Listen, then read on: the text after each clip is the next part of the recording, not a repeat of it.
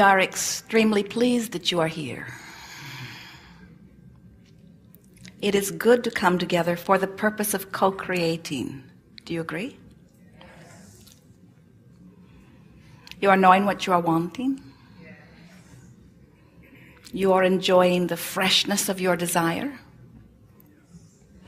Those are the only desires that feel good, aren't they? The fresh ones. Those old stale desires don't feel so good, do they? And when you think about it, there's never a reason for a desire to hang around in unfulfilled form so long that it gets stale. Because when you ask, it's always given. So if you have stale desires, what's up with that? We understand how when some smart aleck, dead entity like Abraham would say, are you appreciating the contrast of your time and place? And don't you just love those desires that are being born out of it? We can understand how sometimes you would not want to give us a resounding yes. When you ask, it is always given. Step one, ask. It always being given is a step two part. In other words, that's not your work. When you ask, it is always given. But sometimes, without meaning to, you may not be in vibrational alignment with what you're asking for. And it's easy to understand why that might happen, because you are physically focused. There's lots for you to observe. And as you look into your environment and you see those things, you cannot help but notice them as they are. And as you notice them as they are, you achieve further vibrational alignment with them. And as you achieve further vibrational alignment with them, you continue to offer more vibration about them.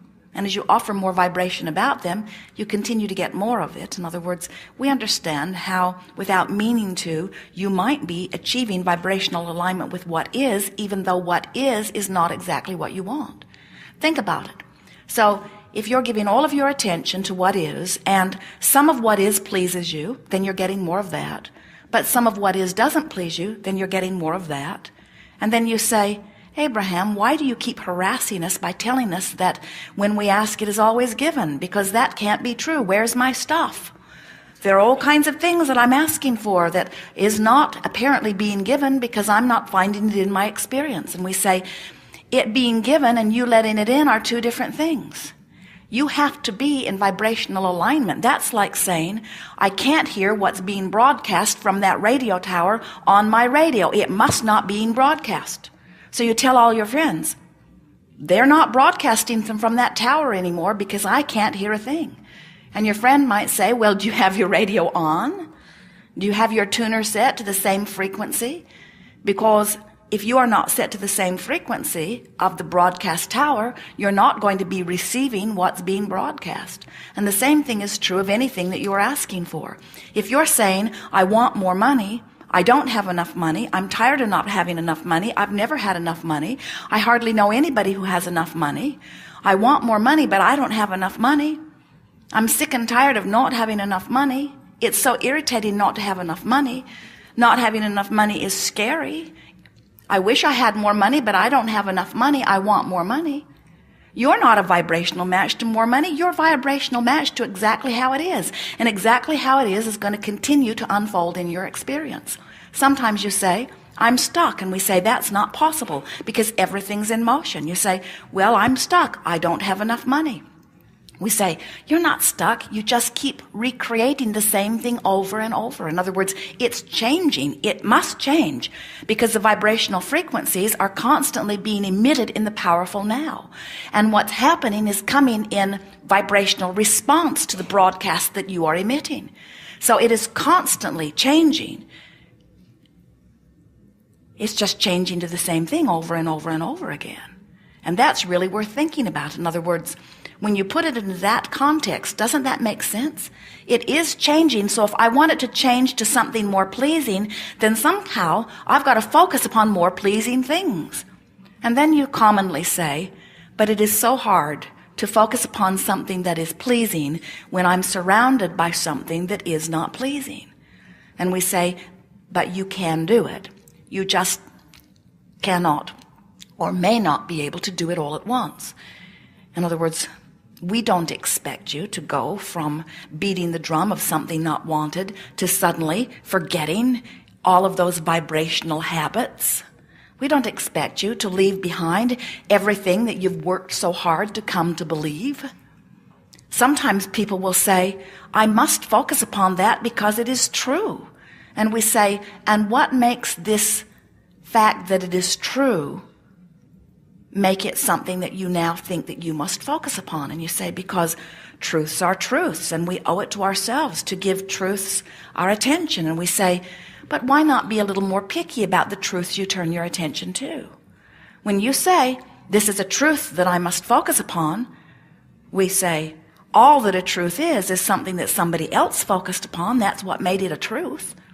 When a whole lot of people focus upon something, it becomes true enough in enough of their experiences that you say, oh, this is reality. But what we want you to realize is that it is only true because somebody focused upon it.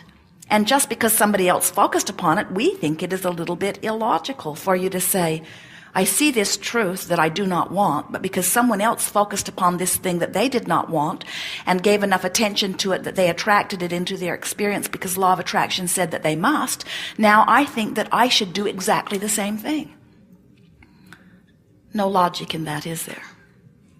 So, what we are encouraging you to do is to make a decision that you will pay more attention to the way you feel, because when you pay attention to the way you feel, then you have awareness of what you are doing with your vibration. Your emotions are literally your guidance system to let you know how you are doing on your way to what you've been saying you want. Jerry and Esther have a wonderful navigational system in their vehicle. And the satellites in the sky, combined with the antenna on the roof of their vehicles and the computer that is in the vehicle, always knows where they are. So when they decide they want to go someplace, if it is a place that they do not know, they will program in the name of the city, the name of the street if they know it, even the street number. And Magellan will say to them, please proceed to the highlighted route. And then Magellan will guide them turn by turn to where they say they want to go. Magellan never says to them, where have you been? Because that has nothing to do with the only task at hand. The only task at hand is getting from where you are to where you want to be. And Magellan is so clear about what you said. It's a woman's voice. The man's voice was far too bossy. So Jerry and Esther affectionately call her, she. Jerry sometimes will say, shut that broad up.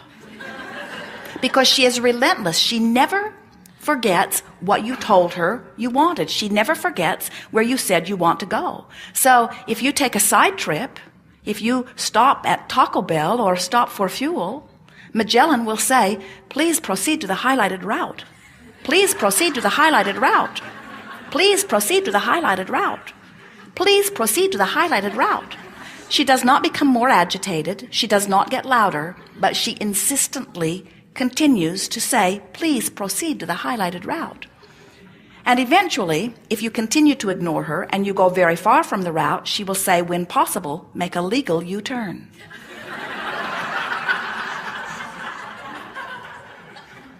You have a similar guidance within you. It comes to you in the form of your emotions. And when you pay attention to the way you can feel when you are upon your highlighted route. You can feel when you are in alignment with that which you are saying you're wanting. And you can also feel when you are not. It is exactly the same sort of guidance. So as you are paying attention to the way you feel, you are then able to, by reaching for thoughts that continue to make you feel better, you are able to keep yourself in vibrational alignment with that which you are saying you're wanting. The best words that we've ever heard offered in your physical environment were coined by Joseph Campbell when he said, follow your bliss. That's the key to success in all things. Absolutely true. But you don't have access to the feeling of bliss from your feeling of despair. The vibrational difference is too great, any more than you could set your tuner to 98.6 FM and hear what's being broadcast on 6:30 AM. In other words, there are different vibrational frequencies you're not going to hear. So, when you say, well, if I cannot follow my bliss, what hope is there for me? We say, well, follow the trail of bliss. And the first step from depression along the trail of bliss may very well be for you anger. You say, well, that's doable. And isn't it? Can't you feel it? Have you ever been in a place of depression where you couldn't get a breath of air? And then you thought of something that made you angry, and didn't it feel better? You got to admit that anger feels a whole lot better than that depression, just like blame feels better than guilt. It does, doesn't it? Blame feels a lot better than guilt. There is so much more disempowerment in guilt. There is so much more loss of the feeling of freedom in guilt.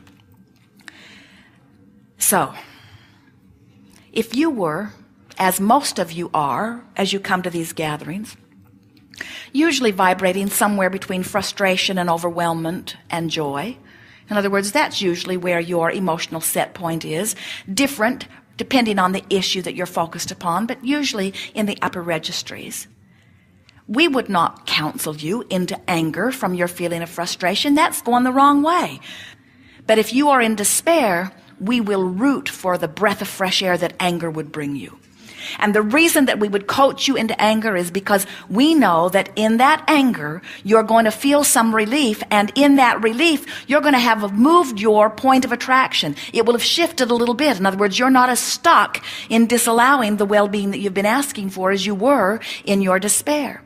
Now, we would never say, just go to anger and stay there, because from anger, you can easily get to frustration, and frustration is a big difference in feeling from anger. So, are you getting the sense of this? What you're reaching for as you are moving up the emotional scale, what you're reaching for is the feeling of relief as you leave the resistance behind. So there is relief in anger. You know there is. And there is relief in frustration. You know there is. And there is relief in hopefulness. And then there's relief in belief. And there's absolute relief in knowing. In other words, you can feel when you release resistance, which is the only thing that is keeping any of you from what you are really wanting. You are pure, positive energy beings. You are God force in physical form. You are extensions of source energy, and life is supposed to be good for you. You are creators that flow the energy that creates worlds, and you are standing on the leading edge of thought. It is supposed to feel good for you. Life is supposed to be good to you. And when it isn't, it is only for one reason. You have picked up a habit of thought, and you've practiced the beating of that drum long enough that you have established it as a vibrational habit. And as you continue to feel that vibrational habit, unless you do something to change the way you feel, law of attraction is going to continue to bring you stuff that feels like that. And as law of attraction continues to bring you stuff that feels like that, and you observe the stuff that feels like that, and you justify the way you feel by the stuff that keeps coming, then we understand why you feel stuck. But we promise you, you're not. You just got a cadence going that you need to shift a little. We've noticed that sometimes very powerful, very good teachers who are counselors might not understand the power that you give yourself when you find something that feels a little better to you. Most people worry when you go from depression to anger. Most people who know you would rather you're depressed than angry. Because when you're depressed, you go away and you leave them alone. And when you're angry, you're in their face. You're hard to be with. But you must reach the place, if you are going to listen to the guidance system that is within you, and it is what the art of allowing really is about, the art of finding thoughts that cause me to allow my connection with Source, that allow the well-being that I've identified to flow to me.